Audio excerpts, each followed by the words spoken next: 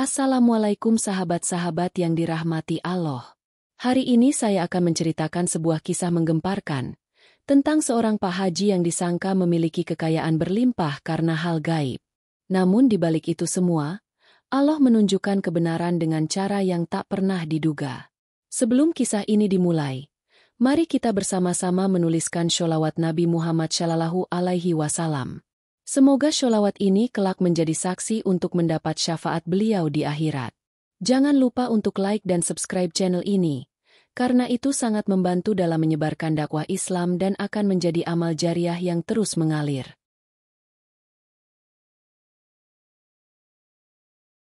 Di sebuah desa kecil yang tenang, semua orang mengenal sosok Pak Haji sebagai tokoh terpandang.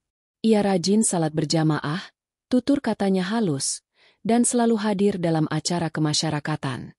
Namun, sejak beberapa tahun terakhir, banyak warga mulai bertanya-tanya dari mana datangnya kekayaan Pak Haji yang melimpah. Awalnya, Pak Haji hanyalah seorang pedagang kecil di pasar. Kehidupannya sederhana, rumahnya biasa saja, dan ia pun tidak menonjol dibanding warga lain. Akan tetapi, dalam waktu singkat, usahanya tiba-tiba maju pesat.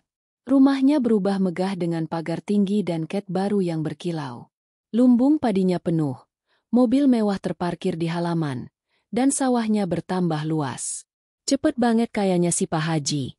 Ya, nggak masuk akal, bisik salah seorang ibu saat belanja di warung.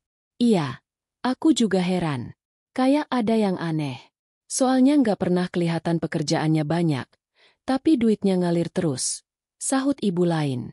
Bisik-bisik semacam itu makin lama makin sering terdengar. Apalagi, beberapa warga mengaku kehilangan uang receh secara misterius. Ada yang bilang uang di laci warungnya raib padahal baru saja dihitung. Ada pula yang melihat bayangan kecil berlari di dekat rumah Pak Haji saat malam. Jangan-jangan, Pak Haji pelihara tuyul. Bisik seorang pemuda dengan nada setengah takut. Desa pun mulai ramai dengan gosip itu.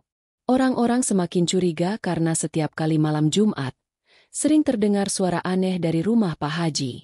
Ada yang mengaku mendengar tangisan kecil seperti anak bayi, ada pula yang melihat sosok mungil berkepala plontos berlari kencang di pekarangan. Walau begitu, tidak ada seorang pun yang berani menegur langsung. Bagaimanapun, Pak Haji adalah sosok terpandang. Ia juga dermawan, sering menyumbang masjid dan membantu warga yang kesulitan. Hal inilah yang membuat orang-orang terjebak dalam dilema. Namun, semakin hari, kecurigaan itu tidak bisa ditahan lagi. Kabar bahwa Pak Haji memelihara tuyul untuk mendapatkan kekayaan menyebar cepat. Bahkan anak-anak pun mulai menakut-nakuti temannya dengan berkata, "Awas, jangan dekat rumah Pak Haji, nanti dikejar tuyulnya." Pak Haji sendiri tetap tenang, seolah tidak peduli dengan gosip yang beredar. Ia tetap pergi ke masjid, tetap memberi sedekah, dan tetap berperilaku seperti biasa. Namun, sikap diamnya justru membuat warga semakin yakin bahwa gosip itu benar. Kalau memang gak salah, harusnya Pak Haji marah atau paling gak meluruskan tuduhan itu. Tapi ini diam saja, kan jadi tambah aneh. Ujar salah seorang bapak di pos ronda. Desa yang tadinya damai perlahan dipenuhi rasa curiga. Warga mulai memperhatikan setiap gerak-gerik Pak Haji. Dan tanpa mereka sadari, rasa penasaran itu akan segera membawa mereka pada sebuah kejadian besar, yang akhirnya mengungkap kebenaran di hadapan semua orang. Malam itu, suasana desa begitu sepi. Hanya terdengar suara jangkrik bersahutan dari pematang sawah. Beberapa pemuda yang berjaga di pos ronda sedang mengobrol sambil menyeruput kopi panas. Tiba-tiba, salah seorang di antara mereka, Rudi, menoleh ke arah rumah besar Pak Haji. Kalian lihat nggak? Kayak ada yang lari barusan di halaman Pak Haji. Katanya dengan nada panik. Pemuda lain, Bowo, langsung menajamkan pandangannya. Dari kejauhan, memang terlihat sosok mungil berlari cepat melintas di pekarangan rumah Pak Haji. Badannya kecil, kepalanya terlihat plontos, dan langkahnya gesit seperti anak kecil yang sedang bermain petak umpet. Namun anehnya, sosok itu hanya terlihat sekilas lalu menghilang begitu saja. Demi Allah, aku juga lihat. Astagfirullah, jangan-jangan, itu tuyulnya Pak Haji. ucap Bowo sambil menelan ludah. Seketika pos ronda menjadi tegang. Mereka saling pandang. Tak ada yang berani bicara keras-keras. Rasa takut bercampur dengan penasaran. Akhirnya, mereka sepakat untuk mengintip lebih dekat. Dengan hati-hati, mereka berjalan menuju pagar rumah Pak Haji. Dari celah pagar, tampak cahaya redup lampu minyak yang menggantung di teras. Semuanya hening, tapi tiba-tiba terdengar suara seperti langkah kecil berlari di dalam rumah. Sesekali, terdengar suara cekikikan tipis yang membuat bulu kuduk merinding. Ya Allah, itu beneran suara anak kecil, bisik Rudi. Tapi kok jam segini? Anak kecil siapa yang main tengah malam begini? Sahut Bowo, makin gemetar. Tak lama, pintu rumah Pak Haji terbuka sedikit. Dari dalam, sesosok kecil berlari keluar dengan cepat. Tubuhnya mungil, wajahnya pucat, dan matanya tampak menyala samar di bawah cahaya bulan. Sosok itu membawa sesuatu yang mirip kantong kain kecil di tangannya. Warga yang mengintip sontak ternganga. Itu dia, tuyulnya Pak Haji, teriak seseorang tanpa sadar. Jeritan itu membuat sosok kecil tersebut menoleh sebentar, lalu kabur dengan kecepatan luar biasa ke arah belakang rumah. Suasana jadi kacau. Para pemuda yang melihat kejadian itu berlari kembali ke pos ronda sambil terengah-engah. Malam itu juga, kabar tersebut menyebar ke seluruh desa. Warga berbisik-bisik, menceritakan bahwa mereka telah melihat sendiri tuyul peliharaan Pak Haji. Ada yang percaya 100%, ada juga yang masih ragu. Tapi satu hal pasti, gosip itu kini sudah menjadi keyakinan yang mengakar. Keesokan harinya, suasana pasar penuh dengan obrolan tentang Pak Haji. Aku dengar semalam ada yang lihat tuyulnya keluar rumah Pak Haji. Masa iya? Tapi kalau dipikir-pikir, masuk akal juga. Soalnya uangku juga sering hilang di warung. Iya, bener. Kayaknya nggak bisa dibiarkan. Desa harus segera bertindak. Pak Haji tetap menjalani harinya seperti biasa, tersenyum ramah pada siapa saja yang ditemuinya. Namun, di balik senyum itu, tersimpan kegelisahan. Ia tahu gosip semakin besar, dan suatu saat kebenaran akan terbongkar. Yang tidak disadari warga, kejadian aneh itu hanyalah permulaan. Malam berikutnya akan menghadirkan peristiwa yang jauh lebih menggemparkan, dan pada saat itulah rahasia besar Pak Haji akan sedikit demi sedikit terbuka di depan semua orang. Hari-hari berikutnya, gosip tentang tuyul di rumah Pak Haji semakin liar. Hampir setiap sudut desa membicarakannya. Dari warung kopi, sawah, sampai masjid, semua orang membisikkan hal yang sama. Bahkan anak-anak kecil mulai menirukan dengan nada bercanda. Awas nanti ditangkap tuyulnya Pak Haji. Warga mulai resah. Terlalu banyak uang receh yang hilang secara misterius. Para pedagang kecil merasa rugi. Para ibu mengeluh uang belanja mereka lenyap begitu saja. Akhirnya, tokoh desa memutuskan untuk mengadakan musyawarah di balai desa. Malam itu, balai desa dipenuhi orang. Suasananya panas, penuh bisik-bisik dan emosi. Seorang bapak tua berdiri dan bersuara lantang. Kita nggak bisa diam lagi. Kalau benar Pak Haji pelihara tuyul, ini bahaya untuk seluruh kampung. Kita harus periksa rumahnya. Sebagian warga mengangguk setuju. Namun ada juga yang ragu. Tapi apa kita punya bukti? Jangan sampai kita menuduh tanpa dasar. Pak Haji kan orang terpandang, seorang yang katanya rajin ke masjid. Namun suara keraguan itu tenggelam oleh teriakan mayoritas warga. Emosi dan rasa takut sudah lebih mendominasi daripada logika. Akhirnya, keputusan diambil. Malam itu juga mereka akan mendatangi rumah Pak Haji. Menjelang tengah malam, puluhan warga berkumpul membawa obor dan senter. Ada yang membawa pentungan, ada pula yang membawa kitab Yasin untuk berjaga-jaga. Mereka berjalan beriringan menuju rumah besar Pak Haji. Rumah itu berdiri megah, jauh lebih besar dibanding rumah lain di desa. Pagar kayunya tinggi, tapi tidak cukup untuk menutupi aura mencekam yang malam itu begitu terasa. Ketika warga sampai di depan rumah, suasana mendadak sunyi. Hanya suara angin malam yang berdesir pelan. Assalamualaikum, teriak salah seorang warga sambil mengetuk pintu keras-keras. Tak ada jawaban. Rumah itu sepi. Lampu-lampu di dalam tampak padam.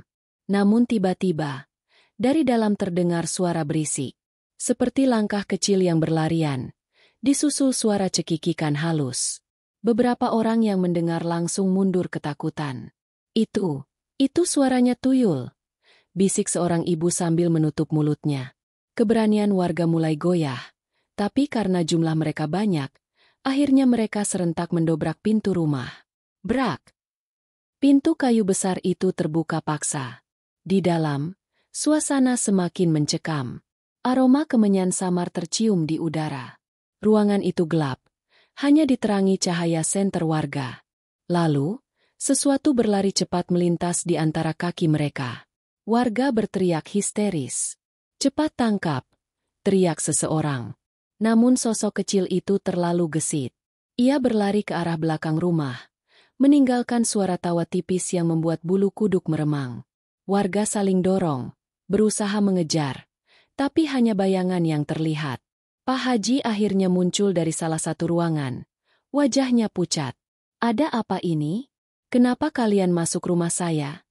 tanyanya dengan suara gemetar. Namun pertanyaan itu tak digubris. Semua mata tertuju padanya dengan penuh kecurigaan. "Pak Haji, jangan pura-pura lagi. Kami sudah lihat sendiri tuyul itu. Katakan yang sebenarnya." Pak Haji hanya diam. Keringat dingin mengalir di pelipisnya. Suasana menjadi semakin panas. Warga mendesaknya dengan teriakan. Malam itu, Pak Haji tahu, rahasianya tak bisa disembunyikan lebih lama lagi. Ketegangan di ruang tamu rumah Pak Haji semakin menjadi-jadi. Puluhan pasang mata warga menatap tajam ke arah lelaki tua itu. Nafas mereka memburu, antara takut dengan sosok kecil yang baru saja melintas dan marah karena merasa ditipu. "Sudah jelas, Pak Haji," teriak seorang pemuda bernama Rudi. "Kami semua melihatnya dengan mata kepala sendiri. Sosok itu bukan manusia biasa. Itu tuyul, dan dia keluar dari rumah ini." "Betul," sambung seorang ibu. "Uang receh di warung saya hilang terus tiap malam. Dan sekarang terbukti penyebabnya." Pak Haji mencoba menenangkan warga. Tangannya terangkat. Suaranya parau. "Sahabat-sahabatku, tolong dengarkan penjelasan saya dulu. Jangan terburu-buru mengambil kesimpulan." Namun, suara itu tak cukup kuat meredakan emosi massa. Beberapa orang sudah maju, menyibak ruangan demi ruangan. Ada yang membuka lemari, ada yang menendang pintu kamar. Mereka mencari sesuatu yang bisa menjadi bukti kuat. Di salah satu kamar kecil di bagian belakang rumah, seorang pemuda menyorotkan senternya. Matanya melebar kaget. "Cepat kemari. Aku menemukan sesuatu." Warga berdesakan masuk. Di sudut kamar yang pengap itu, tampak seorang anak kecil duduk meringkuk. Tubuhnya kurus, hanya mengenakan kain lusuh. Matanya sayu, wajahnya pucat, dan di tangannya tergenggam sebuah kantong kain kecil. "Ya Allah!" bisik seorang ibu dengan mata berkaca-kaca. "Ini toh yang semalam kita lihat." Suasana hening sejenak. Anak itu ketakutan, menutupi wajahnya dengan kedua tangan. Namun beberapa warga langsung bersuara lantang. "Itu dia tuyulnya. Pantas saja mirip anak kecil. Ternyata benar-benar dipelihara." Pak Haji berlari menghampiri. Wajahnya penuh panik. Ia memeluk anak kecil itu erat, berusaha menutupi tubuh mungilnya dari tatapan warga. "Jangan sakiti dia. Dia bukan tuyul. Dia anak manusia, sama seperti kita," serunya dengan suara bergetar. Namun penjelasan itu justru semakin menimbulkan kecurigaan. Kalau benar anak manusia, kenapa sembunyi di sini? Kenapa selalu muncul tengah malam? Kenapa membawa kantong kain seperti tuyul?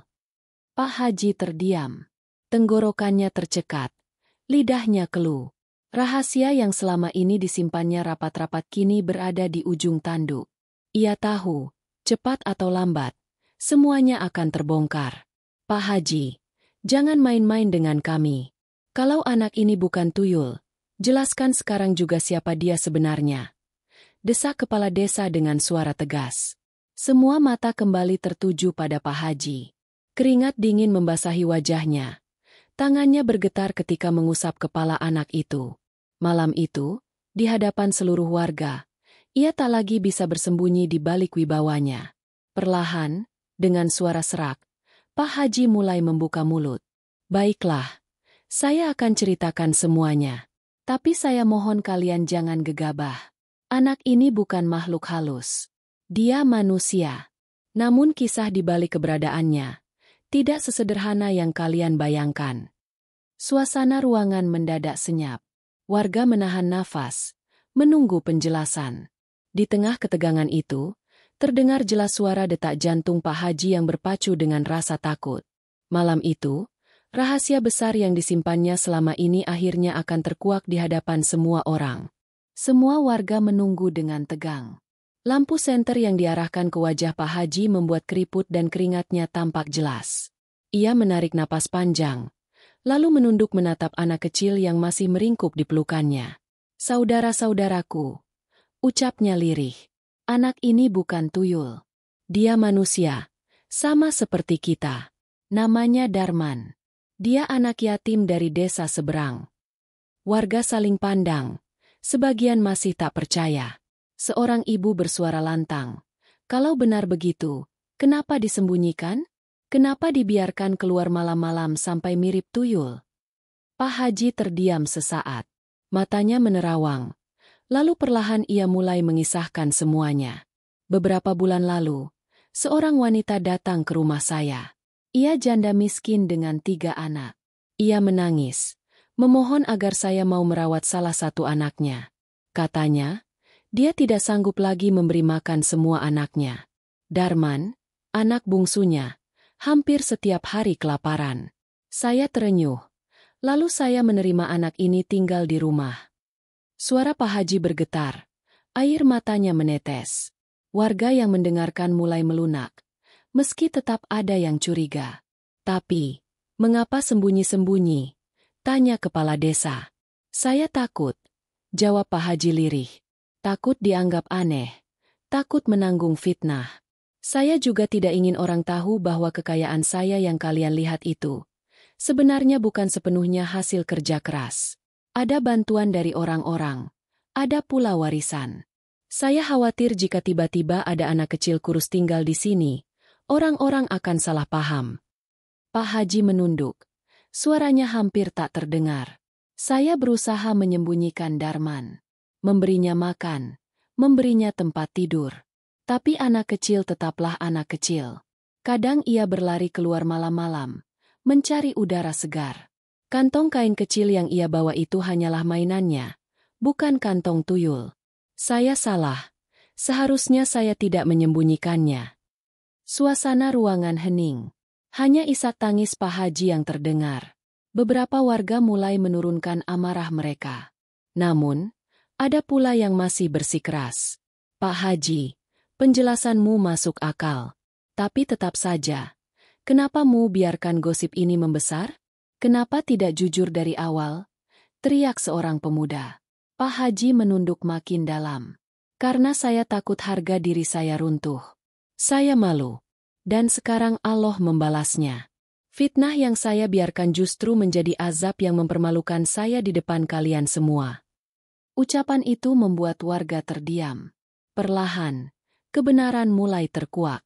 Sosok yang mereka kira tuyul ternyata hanyalah seorang anak miskin yang tak berdosa.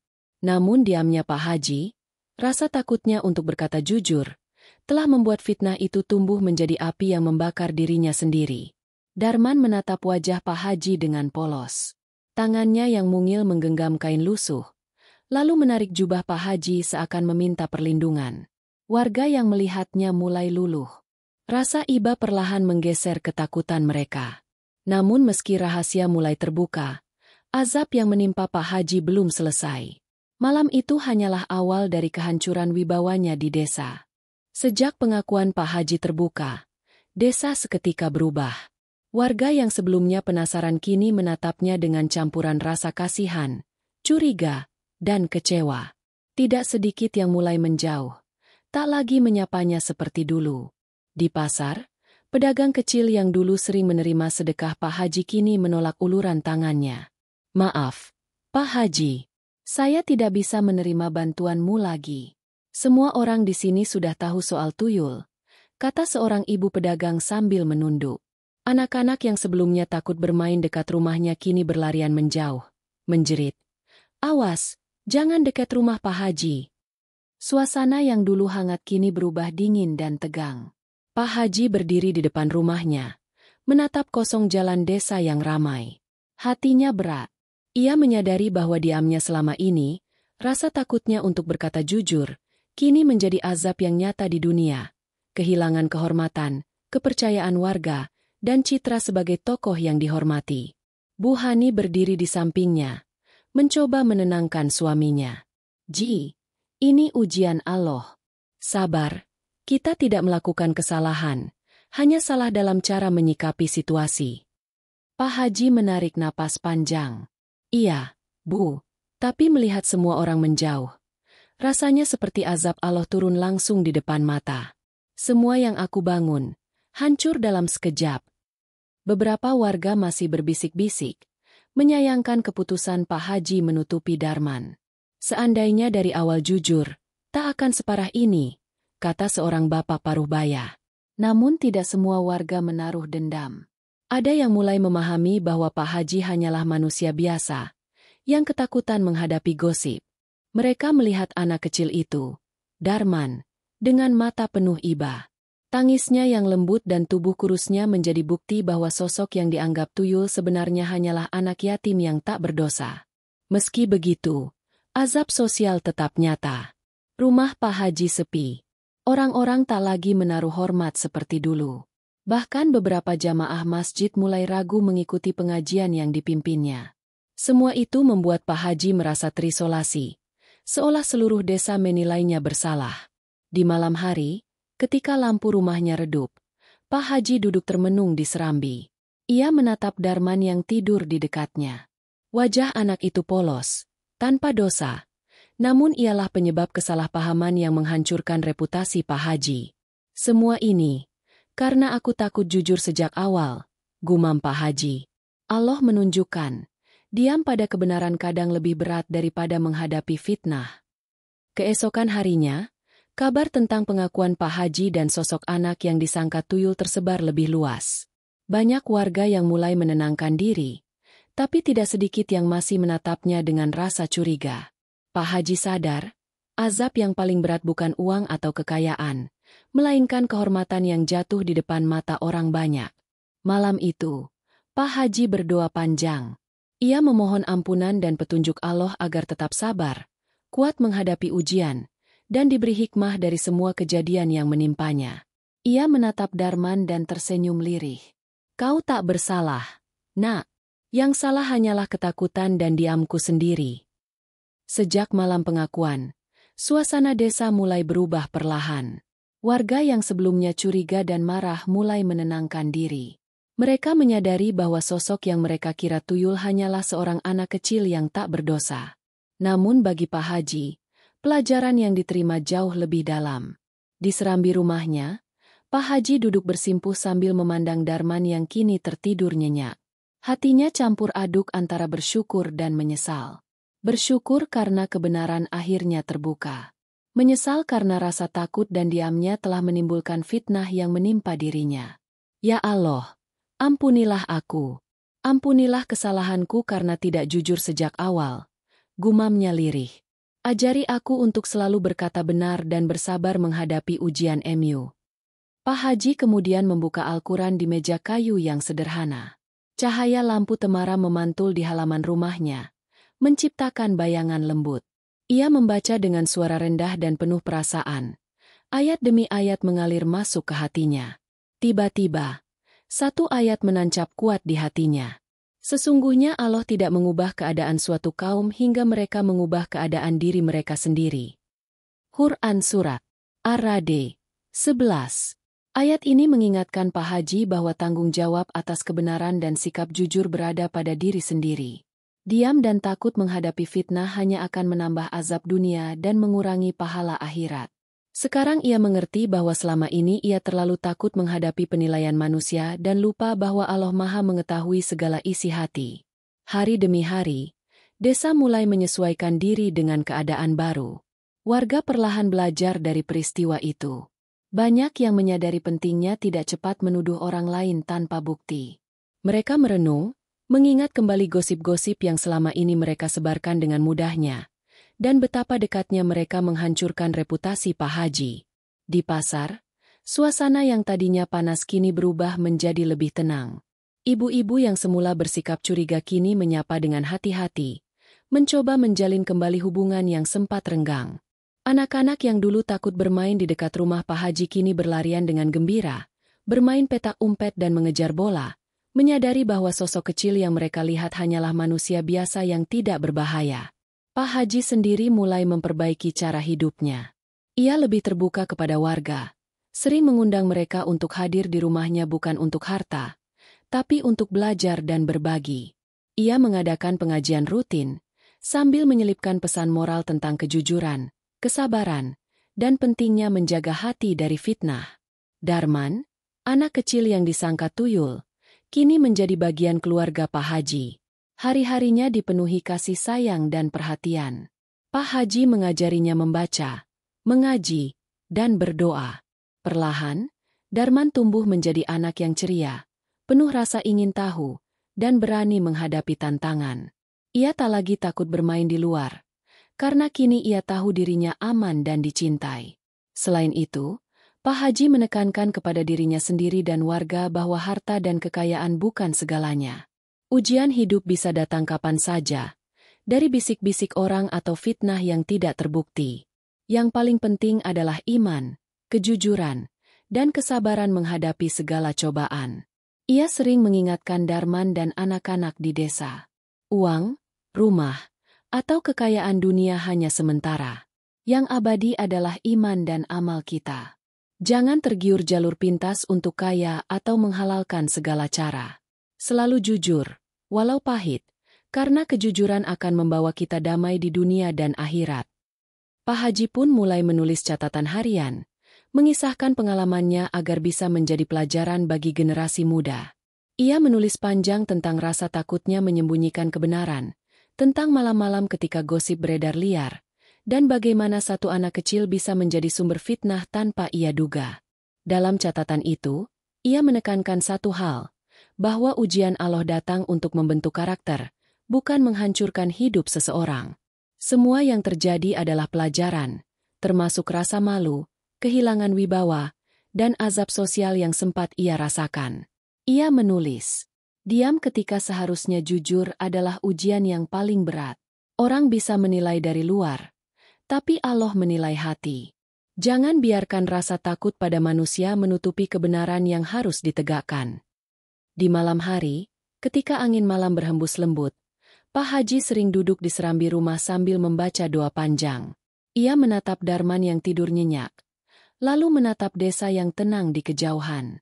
Hatinya terasa ringan, karena meskipun kehormatannya sempat jatuh, ia tahu bahwa kejujuran dan kesabaran adalah jalan untuk kembali mendapatkan rasa hormat sejati.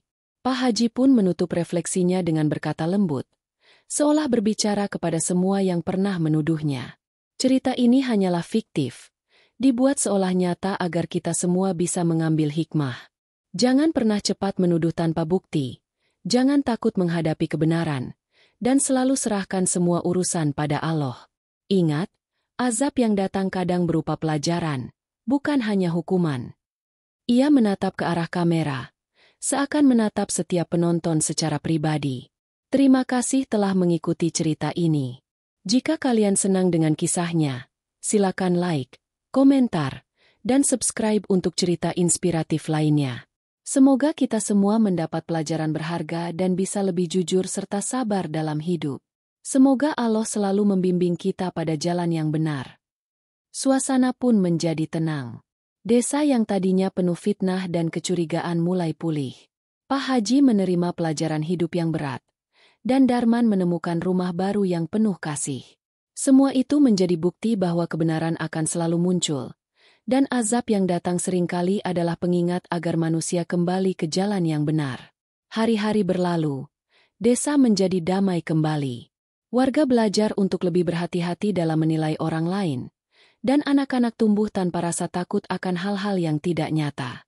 Pak Haji menjadi simbol bahwa kejujuran dan kesabaran adalah pelajaran hidup yang paling berharga. Darman pun tumbuh sebagai anak yang kuat, beriman, dan penuh kasih. Selalu mengingat pelajaran hidup dari pengalaman pahit yang dialami Pak Haji. Di serambi rumah itu, di bawah cahaya bulan yang lembut, Pak Haji dan Darman duduk bersama, tersenyum. Semua rasa sakit, ketakutan, dan fitnah telah menjadi pelajaran berharga. Malam itu, desa bukan hanya pulih, tapi juga belajar makna sejati dari kejujuran, kesabaran, dan kasih sayang. Terima kasih telah mengikuti cerita ini.